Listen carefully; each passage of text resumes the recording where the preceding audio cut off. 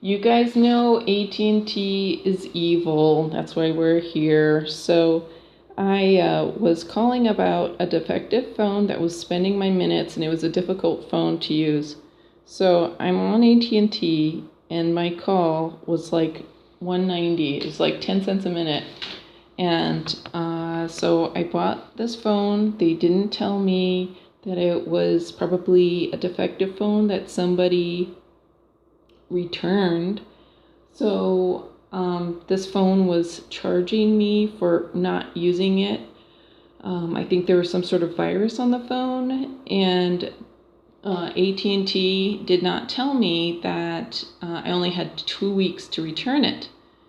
So I called AT&T 611. I've called them about 5 times, and over the past few weeks, and then I finally got through, and the call dropped. And then I called again, got through, the call dropped. 3 times the call dropped within the first 10 seconds. So finally, the 4th time, I got through and discussed my problem, and the guy gave me this number to the chargeback department. And when I got through and I had to wait several minutes, the lady was like, "I don't know what you're talking about. I can't do anything.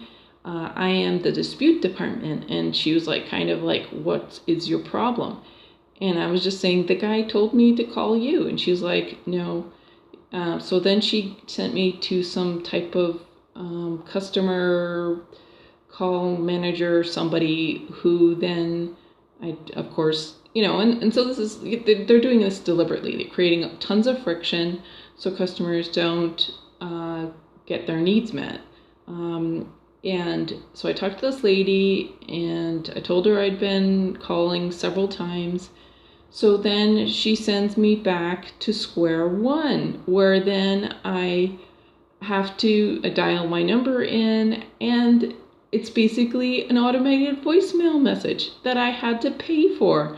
I was on the AT&T line, and I had to even pay to call AT&T about a problem that they refused to fix from a defective phone that had a virus or something on it that they sold me in good faith. Bad AT&T. I knew you were bad. I knew you were evil, but we have to have a phone now because there's no pay phones.